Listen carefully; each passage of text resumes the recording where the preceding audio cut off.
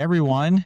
I am very excited to have Shaan Arora from Alia today. Shaan and I met, I don't even know, man, like 3 months ago, but I feel like I'd seen you on the internet for a long, long time before.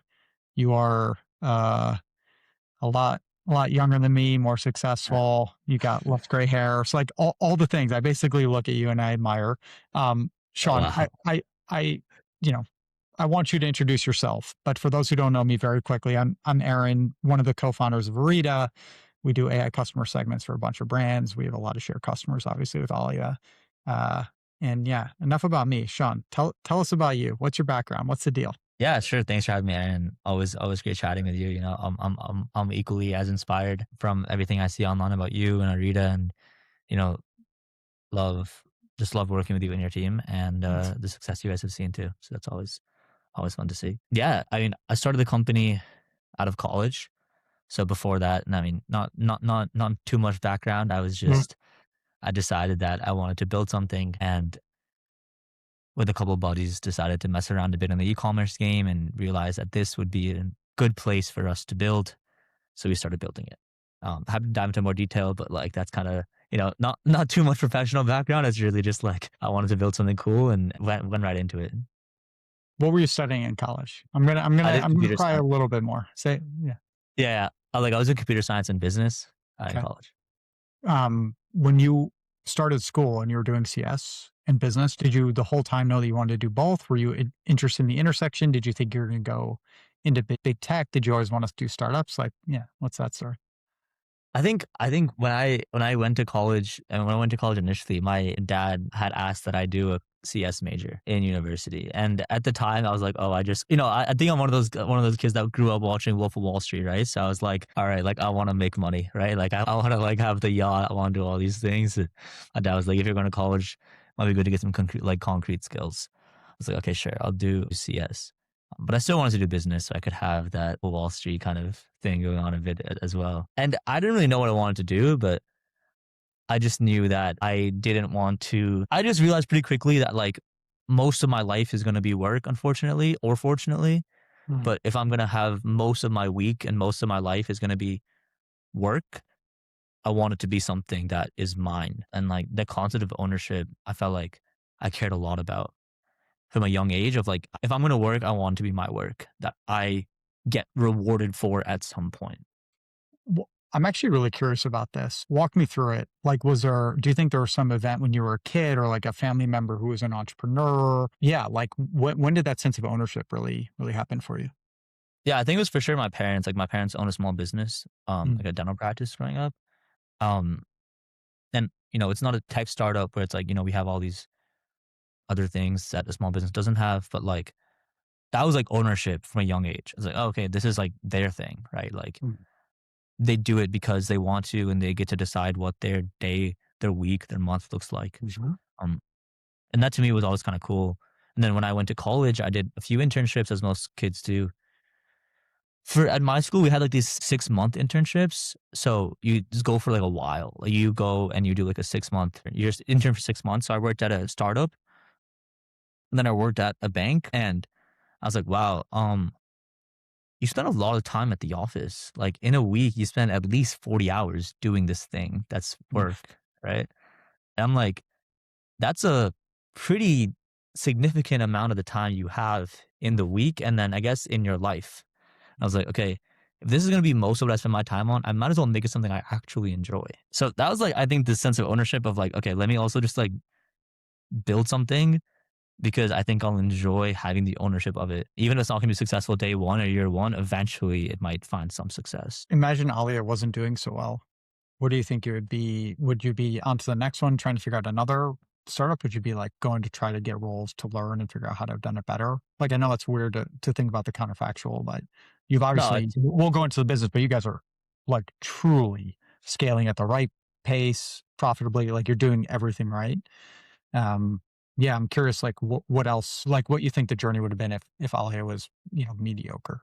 yeah, I think I would have been trying to find a way to have it be the explosive growth company that I think we've turned into Mm. today. Me and my co-founders used to have this saying. We would say it all the time, right? It'd be like, if Alia pivots so much that we end up selling hot dogs on the side of the street, we'll still be together and we'll still be successful in this company. Um, Mm.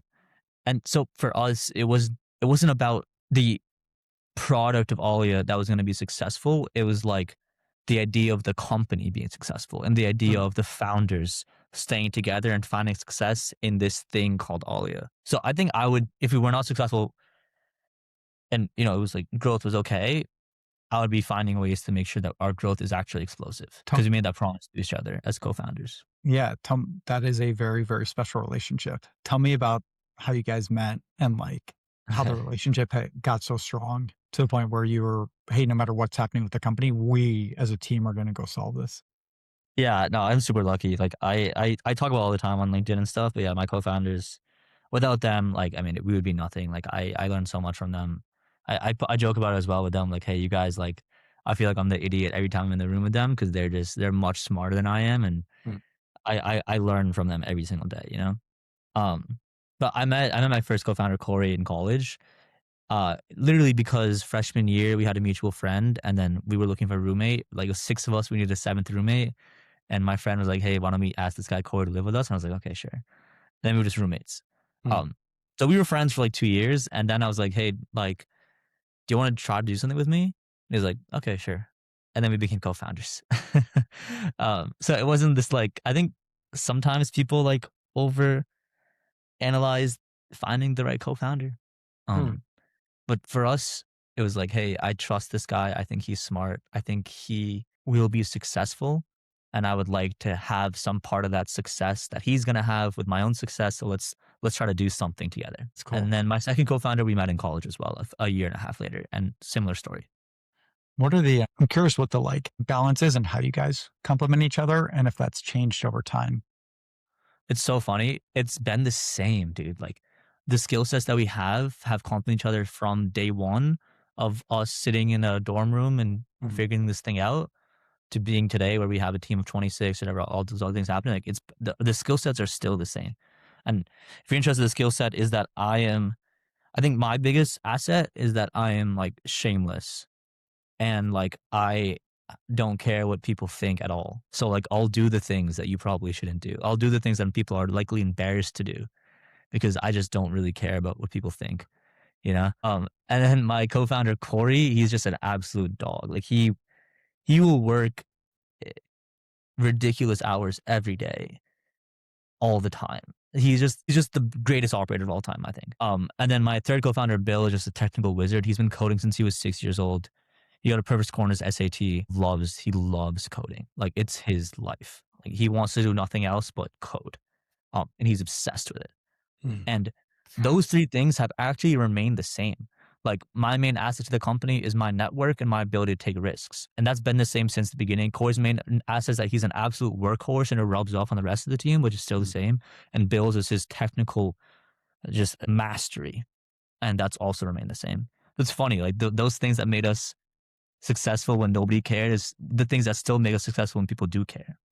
Do you recruit people who match those characteristics, or you guys, your team of more than 20 others, then you guys, are you recruiting kind of folks who have complementary skills, or how do you think about that? Obviously, you need like functional experts, but how do you think about that from a pure like personality or building the right structure? What we do is we allow each department head to choose their own. Like I don't get involved in the technical hires and I don't get involved in my co-founder Corey's hires. They don't get involved in my hires. So we each have our own skill set and what we believe is the reason we're successful.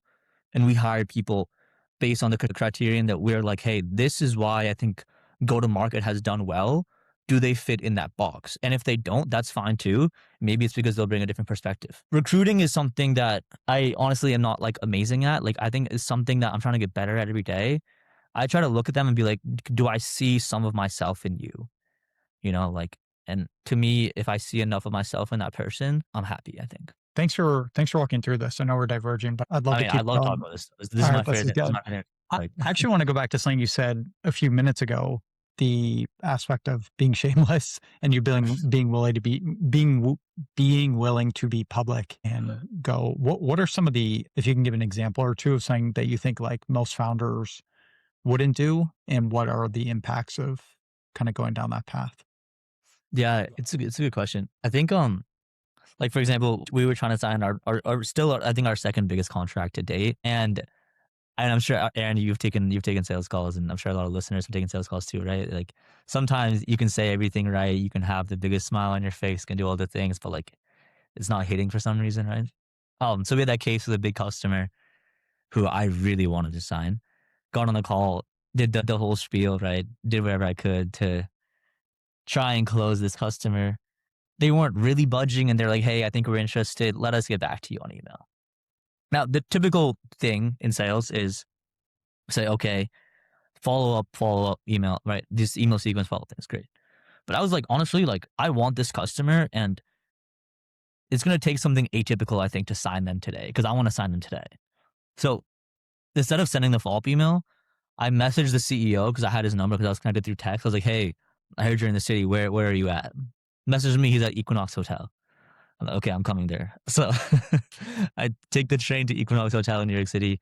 I sit down with him for like 4 or 5 hours, um, and then get the contract signed there because I'm like, there's a chance that when I email him, he's gonna ghost me, and then we've just lost our biggest customer, even though they haven't signed. But I was like, let's try to get this done today.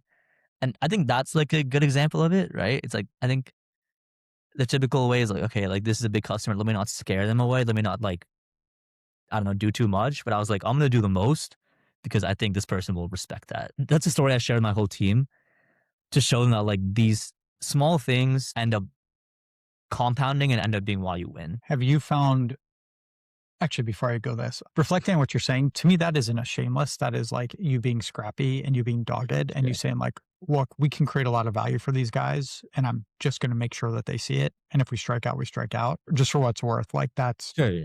beautiful attitude that you want the entire team to take.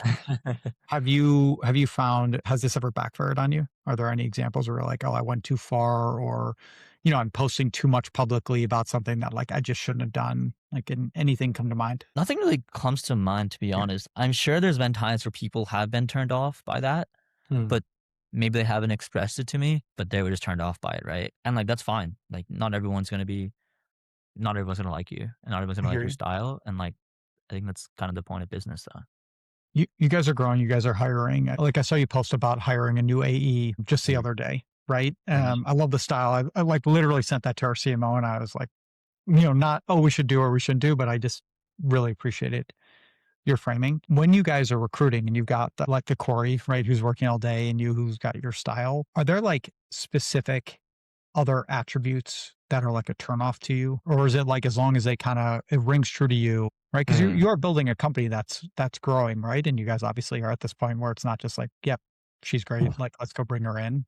Um, like are there other lessons learned where you've brought in folks that just like ended up not being the right fit? I think what we try to do, at least what I try to do, and I think my co-founders do it too, is like I try to get them to say no to us as much as I can. It's like, here's a list of reasons why you shouldn't work here. What do you think? Right? And like most people would be turned off by that. And that's like what I want because I only want people who are like ready to work a lot and ready to dedicate a large part of their lives to what we're building. And not everyone wants that. And that's totally like, no, most people shouldn't want that, but some people actually do, you know? And it's like, I want to give the people who actually do want that.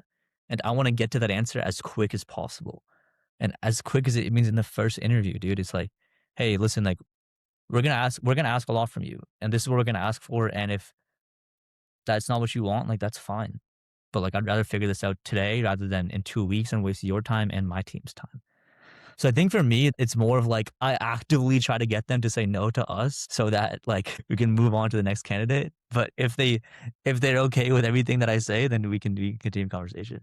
Sean, where did you learn this? And like, where do you learn general businessy stuff? Is it just your folks were entrepreneurs and therefore like you saw so much? Are there like podcasts and books that you're reading? Like, I'll go into my take on what you just said in a second, but I want Okay. to see where are you consuming to like figure all this out? Dude, that one I saw on LinkedIn. Like I saw some other CEO that I respect wrote something like on LinkedIn, like this is why you shouldn't work for me. And I was like, wow, that's Mm. so cool. So I've been trying that out. But yeah, I think like I retain information well. So like if I read something, I'll remember it, Mm. especially if I find it like interesting. And then I just read more things every day. And then the things that I care about tend to stick. And I just like frame those in my mind. I love it. Yeah. I think about I do the same thing in hiring, by the way. I also Nice. make it very clear to every single person, like everybody in our company is equity. And I Oh, tell nice. them very explicitly that they should expect their equity to go to zero because startups are a sucker's bet. And no matter how good we're doing right now, it's just like there, there are too many companies that it just like it doesn't end up yielding what you want. So I lean in on that. And but I also think about this with any negotiation for any of our bigger partnerships or any customer deal. My framing is my goal is to get to know as quickly as possible. Very much aligned with you, which is like, let's not waste time. I will tell you the constraints I have. If those Yeah. constraints don't match up with yours, great. Let's just Great. not move forward. Yeah, 100%. And it's totally fine. And it's like, Mm. dude, like most people shouldn't want to work at a startup. Like you should want to work at a big tech company. Like you'll work less and you'll probably make maybe more money and you'll get better benefits. But like if you don't want that, like this is what we're here for. And actually, there's this quote I like. I think it's this startup compensation package, meaningful work, an alumni network, and a lottery ticket is how you're compensated, I think, for joining a startup early. One of the things that really struck me, and I'm still reflecting on the idea of like just the grind that is a startup and helping people opt in or opt out. My wife, after a very long time, just left Meta, but she was in the AI org for a while. Cool. And I found it super inspiring a year ago when she was having meetings, with the CEO on Oh weekends wow. because it was his life. And this is a person who literally is the fifth richest, whatever it is. But he was so excited about what they were working on. And again, I'm not talking Wow. about like good, bad, or anything else, but literally Sure. just the like level of commitment throughout that entire Wow, that's executive crazy. team to go solve stuff 7 days a week was, I actually found it inspiring because it was like none of the people needed to work, but this is such a fascinating problem set. How do we go solve it? How do we go be great? And I think that is like, I remember calling one of my co-founders being like, we should not be working less than Zuck. Like we should be, Fine. you know what I mean? It's, hey, we should be Zuck like, doesn't. Yeah, he doesn't need to work. Like no, but like we he's. should be so, but it was like levels down too, right? It was like, we should be so passionate about the problem that Wow. we're solving. And if we're not, and this was an issue for us, but like, we also want a team that is just, this is their mission. This is why they're doing it. Cause like, it's not about the outcome. It's also about like the fulfillment in the journey and the alumni network and so I love that framing. And yeah, and like some people are just wired to care about that, and some people like when I tell you like, hey, like if I'm working 40 hours a week at a bank, like I don't want to do that because that's 40 hours of my week that I don't care about. That Mm, I'm like wasting my time. For some people, it's like, dude, who cares, right? 40, yeah. like, right? It's and that's both attitudes are completely Yeah. fine. But I'm looking for the person that has the first Yeah. attitude. This is fine. This is great. Thank you. All right. Tell me about Alia. What is the product? Why are you guys great? And then I want to go into obviously like a little bit more, but give just like the very high level for folks who don't know about you guys. Yeah, for sure. I mean, cool thing about what we're doing is that pretty much everybody in the e-commerce world, every single brand you can think of uses a sign-up unit and a pop-up. Everyone's seen one, right? Like it's one of the most common things, I think. One of the most common annoyances Mm, on the internet, right? You see one, your immediate reflex is to hit X and not put in your email. Now, our job is simple and our product is simple. How can I make sure that your customers, if you have a brand, your customers are clicking X less often and they're putting in their email more often? That's mm, that's all we do. mm, How can we optimize these pop-ups so that you, Aaron, no longer find them an annoyance, but you actually find them like, okay, this came at kind of a right time for me, mm, or this pop-up actually might make sense. Like I resonate a little bit more with what's on this pop-up than I was on this previous site I was on, making pop-ups better in e-commerce. And the cool thing about that is literally every single brand has one and they're all of them are under optimized, all of them. And then we come in and say, hey, ours are actually intelligent. Do you want to try it out? And then that's our business. What are some of the optimizations? And again, to your point, it's intelligent. And so it'll be brand by brand and everybody's a Yeah. snowflake. But like, what are some of the core optimizations that maybe more frequently are high leverage for brands? 100%. It's a good question. Firstly, it's like, hey, you and I are different shoppers. So we probably shouldn't see the same thing, especially if you're coming from Meta and I'm coming from Google and our friends coming from TikTok. Mm, We're probably different customers. We probably don't need to see the same offer. We probably mm, need to see the pop up at different times and with different content. with maybe different messaging. And if you show everyone the same pop-up, you'll see a lower conversion rate. If you Mm. show different people, different pop-ups, not only will your site see a higher conversion rate, but you'll see more people opting into the pop-ups. So think about like segmentation, targeting, like how can we show the right pop-up to the right customer?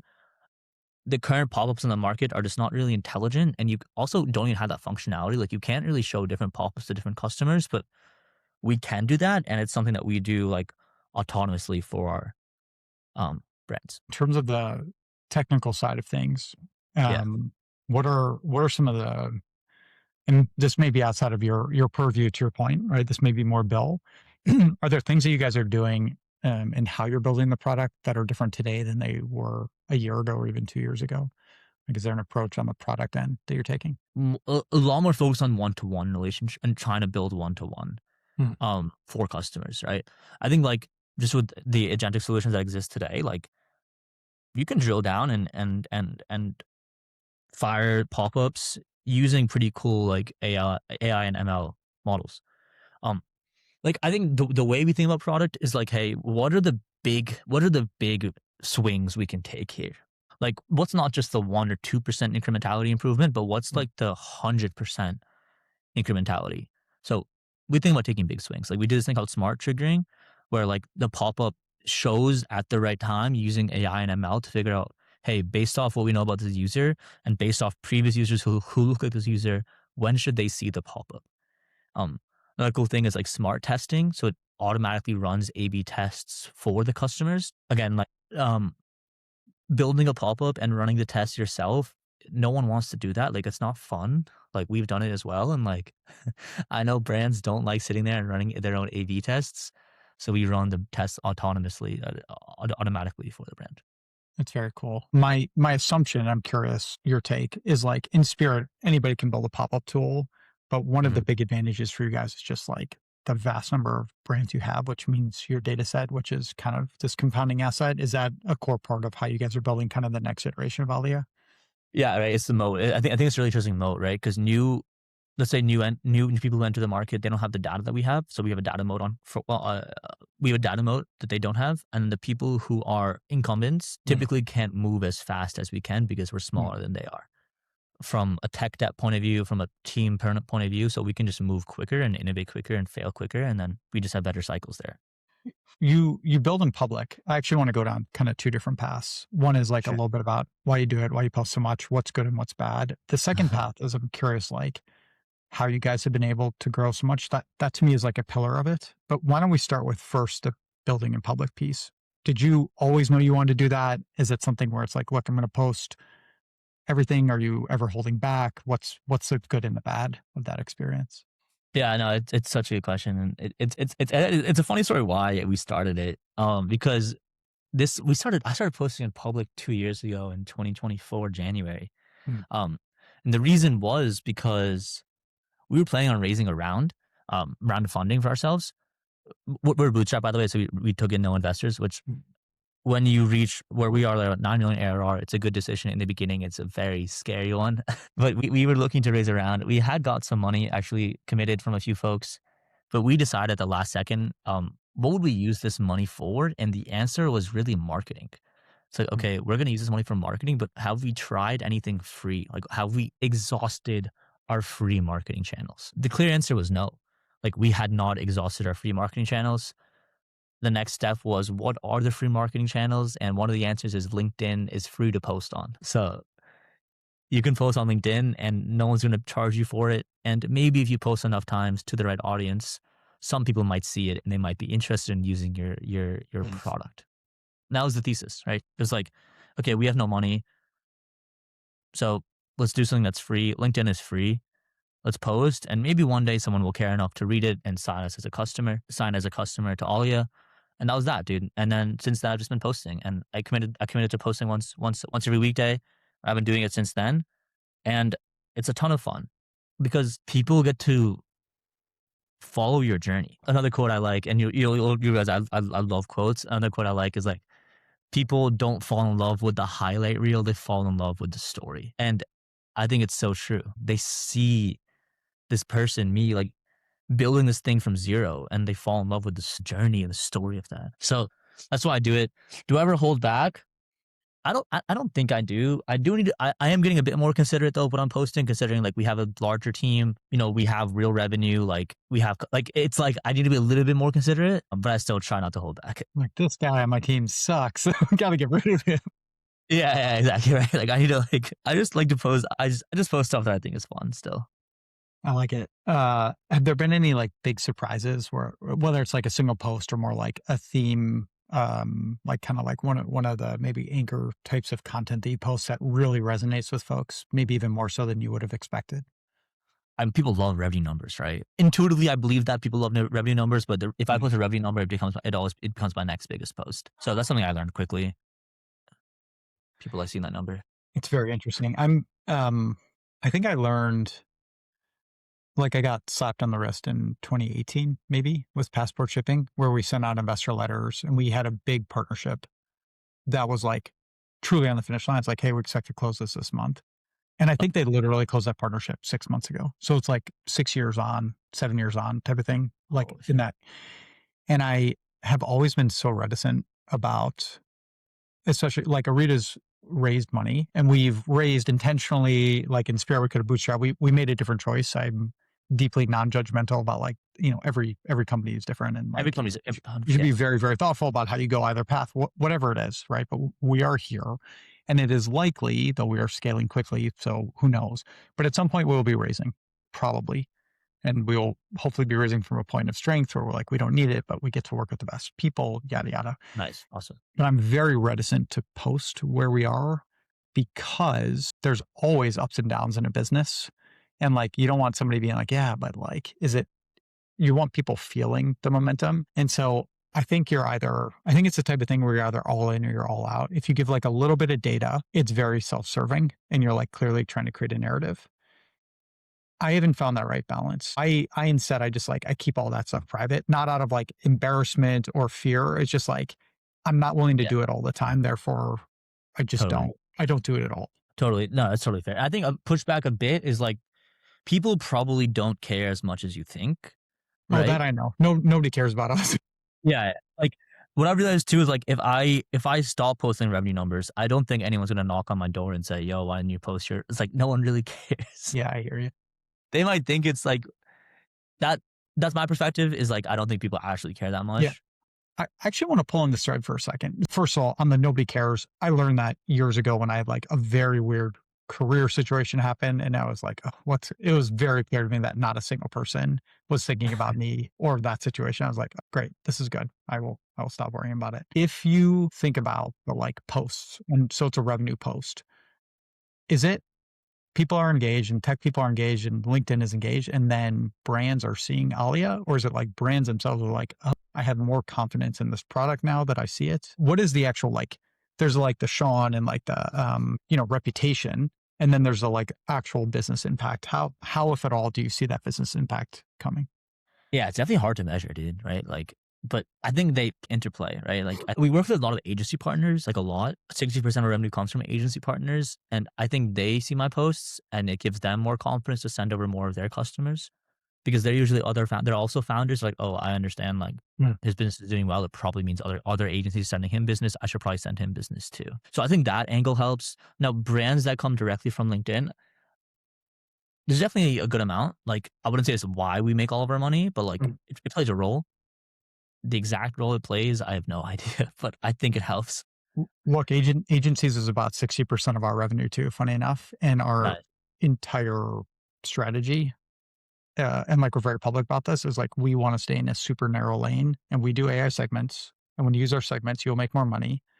And an agency's creative will perform better. And your ROI on Klaviyo or on Postpilot for direct mail will be higher. That's it. And Yeah. so I very much hear you in terms of the like actually making sure that partners believe in you and trust you and you're only making their lives better. Are there Yeah, any and other color? Go ahead. no, I was saying, like, a ton of our partners are on Twitter too, so it's both Twitter and LinkedIn for me. I gave up Twitter a couple years ago. I couldn't do it, and I feel bad. I know I'm missing a lot, and I've become an old, but I just like there's too much that I couldn't handle There's there. a lot. There's a lot in there, yeah. Just a bit. Yeah, I think my last question on this front is just like the pillars that I see from the outside. Obviously, like agencies and doing a great job by them. the content side. Is there anything else that's worked for you? Maybe if you're giving advice or speaking to another tech vendor or somebody who's in this ecosystem, are there any other pillars that have like helped you guys really grow? I'd say like care a lot about customer success and support, like a lot. I think the expectation is that you're going to get bad support when you work with any tech provider. So if you can give really good support, it's a really nice surprise. And we kind of like have been that way since the beginning. And I think if you have someone on your team who's obsessed with it, and then they can get everyone else who's under them to be obsessed with it too, you can win. And that's how we found success. Thanks for sharing. So yeah. So I think like for us, it's like agencies, word of mouth, and referrals are the biggest. Are the three ways in which you make money.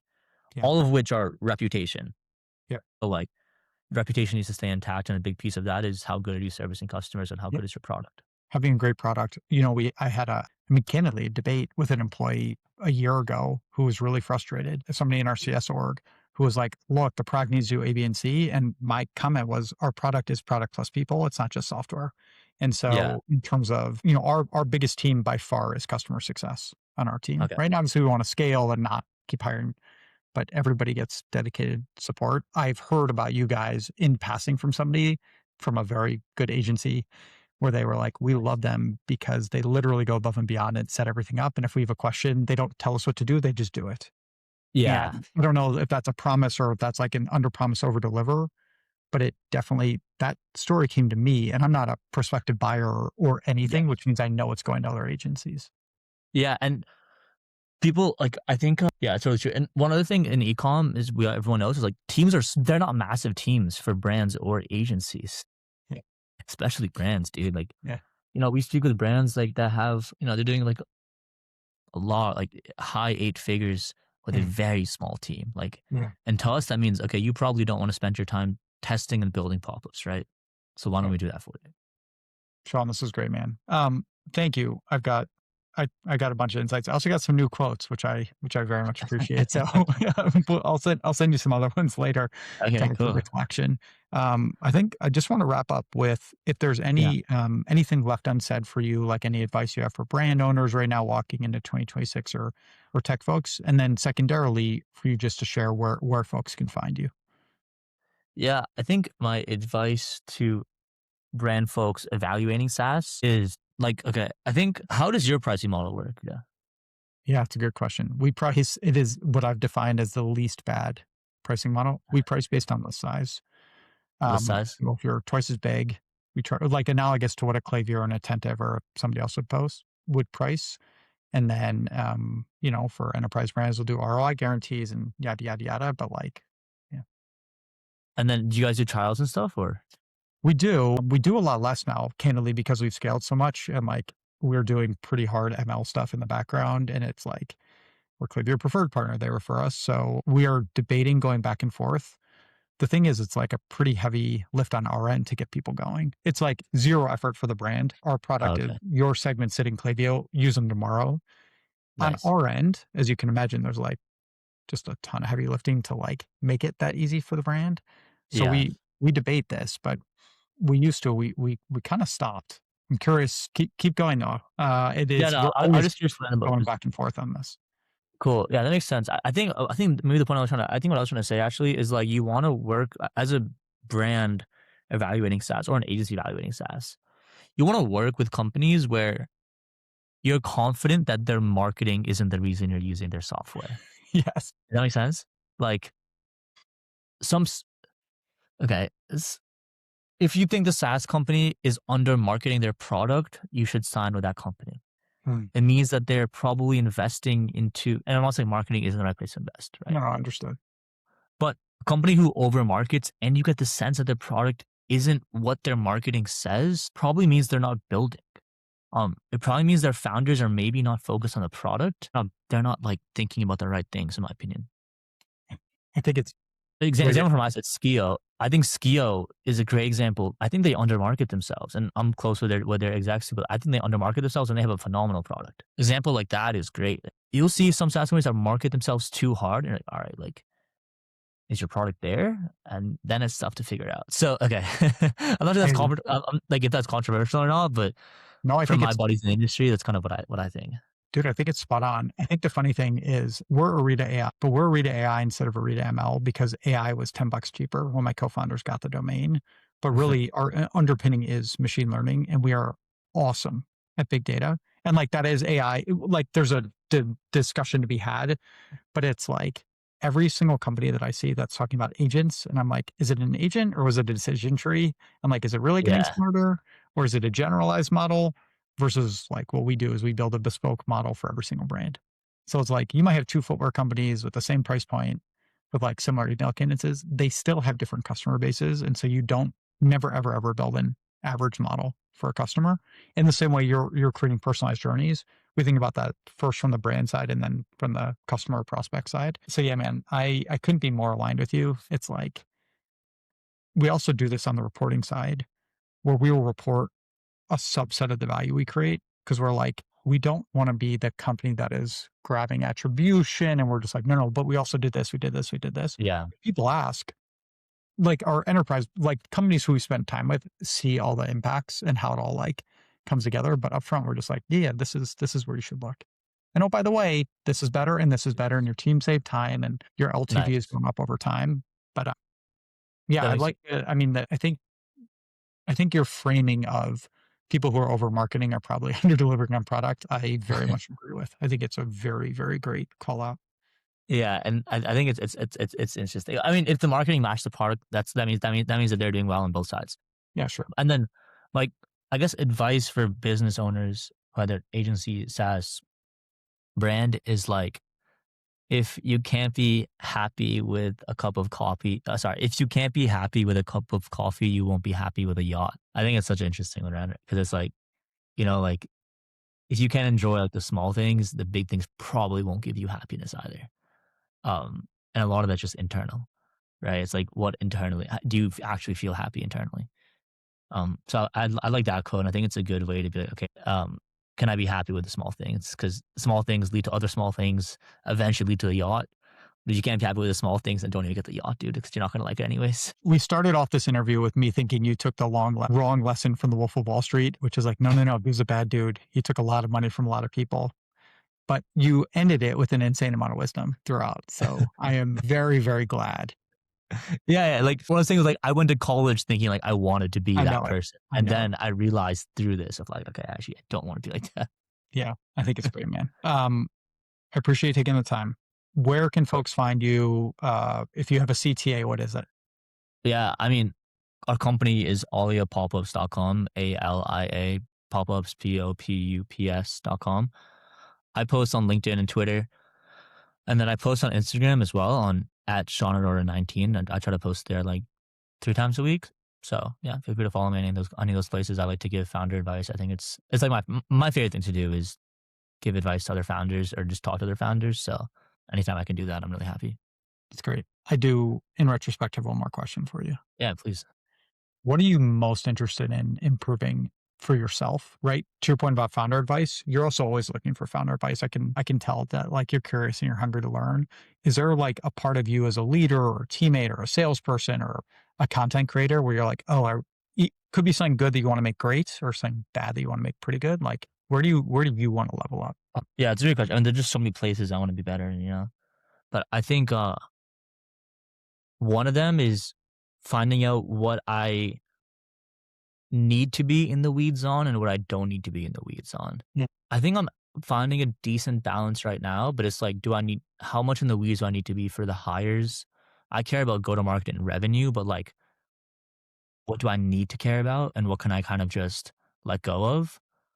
I think I'm trying to learn more about that. I'm actually curious to hear your take on that. Like, what things do you think you're looking to learn more about? Yeah, it's a very good question. Now I feel stressed that you asked me that back. The framing of the weeds or not, I got feedback from an awesome CEO 5 years ago who I was reporting to, who was like, dude, you see all these problems, you sprint to fix them and you're going to burn yourself out. You need to let fires burn and figure out where is it worthwhile to put the leverage and where is it just like, it's not, it's okay that it's a problem. I think that is Let the fires burn is I haven't heard that. It sounded yeah, man. Just where you can let the fires burn. That's what It's a forever journey. And then like you need your team to understand it. And right, as long as you know what you're going towards and getting a team that like has the intuition about, hey, this is a bet worth placing because if this bet is correct, now I can go replicate it 30 times. And this is a problem where like, even if I fix it, who cares? It's not moving the business forward is a hard balance.